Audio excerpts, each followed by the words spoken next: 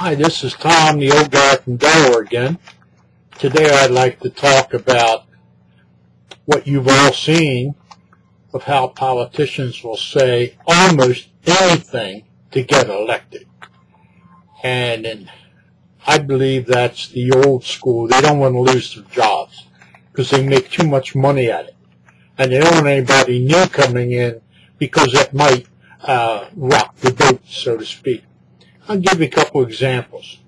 Yesterday, Barack Obama, the second brightest man in the world, the first brightest is Joe Biden, according to him, so I have to put Obama second.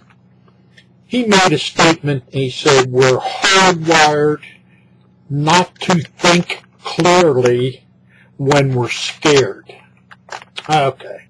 Now, anybody out there that's read any history, watched the Discovery Channel, or talked to anyone that knows something about the early beginnings of man and the DNA and little triggers that are still in our brain from back when we were living in caves and hunting food with rocks and sticks.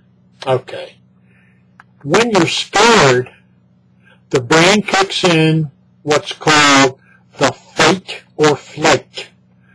And you either stand and fight or you turn around and run like hell. That's what happens when you're scared. And that's what happens to everybody. It's built into our system. Not this don't think clearly. That's an insult to every American, every human being on the planet, to say that they don't think clearly when they're scared. You think more clearly when you're scared than when you're not. People do things that are amazing when they're being attacked or something happens to them out of the blue, and there's fear involved.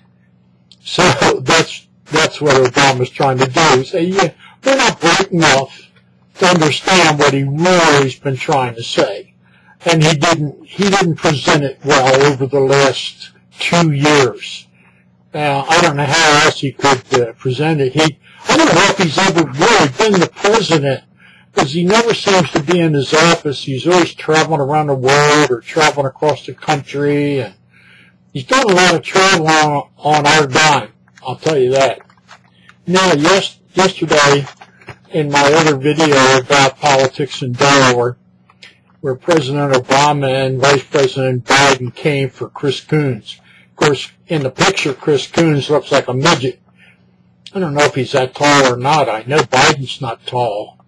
The guy looks awful short. Anyway, that has nothing to do with it. He and Christine O'Donnell had another debate, which I didn't see on TV, but today's Wilmington News Journal is making Miss O'Donnell out to be a fool and an idiot when it comes to the Constitution.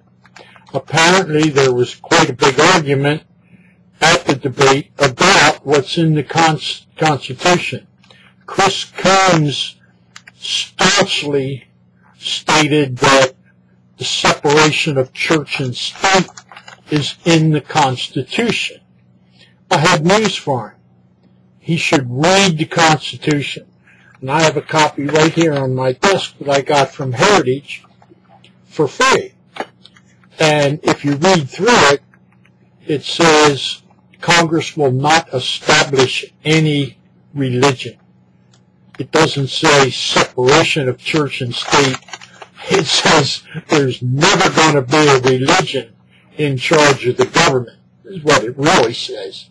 And Chris Coons and other people, there's learned newscasters just saying how stupid Miss O'Donnell is, etc., etc., etc. When the truth is, Chris Coons is, well, he's a liberal and he's pretty stupid. But he's smart enough to raise everybody's taxes and smart enough to lie about it. Well, I won't raise your taxes. He must have all of his fingers and toes crossed when he says that. Typical politician will tell you anything to stay in office. Man, there must be something going on there that we don't know about and probably never will. But I know one thing for sure, they're sure as hell not looking out for us. So when Miss O'Donnell backs up the Constitution of what's actually written in it, and Chris Combs and the moderators mock her and make a laughingstock of her for knowing the truth, you have to wonder how bright these people are, that they don't even know the basics. How can you get into an argument with someone or a discussion without knowing your facts? If you do, you'll come off if you don't know your facts, you're going to come off looking like a fool. If you tell somebody that, oh, I can fix your car for you, no problem. When you really don't know what you're doing, you're going to look like a fool when you wind up with the car that's in worse shape than it was when you started to work on it. And that goes for anything. I live by an edict where if someone asks me if I can help them do any particular job, if I know how to do it, I say, yeah, not a problem, I can do it. And I know what tools to get, I know how to do it, whatever it might be, whether it's a computer or whether it's cutting a piece of wood or whatever it is. And I told my friends, I said, if you ever ask me to help you and I don't know what I'm doing, I'm going to tell you right up front. I don't know what I'm doing, but I'll look it up for you, or I'll find out if I know anybody that has the skill to do what you need done. Any other way, I look like a jerk. And a lot of these politicians sure look like jerks to me when they promise us all these things, and when they make a statement such as, just go ahead and sign the bill, I know you're going to like it after we pass it, and you finally get to read it. Well, there's only a couple people, I think, in the United States who've actually read the Obamacare bill. And there's little sentences, and people are saying, oh, you're being picky, you're picking out certain sentences. Well, it so happens that those sentences are pretty important. And Obama slipped some things in there, and I can't remember what they all are now, but there's bits and pieces in there that give control of your and my health care to the government. And nobody knew anything about it when they read it, because President Obama had his pals from the SEIU and all his community organizers and communists and socialists and God knows what all write the damn healthcare bill. I don't think a doctor even had anything to do with writing the bill, and it doesn't have a thing to do with healthcare. All it has to do is with control by the government of us and what care we will receive or will not receive. And it'll be a one-track system, and the government will be in charge. So if it's hit you yet, then you know what I'm talking about. If it hasn't hit you, then trust me, within the next year you're going to find out that they took $1.5 trillion away from Medicare. So those of us who are old folks and we're paying for supplemental insurance to go with our Medicare, and we're paying premiums for drug prescription plans and co-pays, and medicine is just out of this world for a lot of things, we know if you take $500 billion away from the pot, something's got to give. It's not going to cover everything, and we're going to wind up on the short end. And they keep saying that the Republicans are going to take away Medicare. The Democrats have already done it.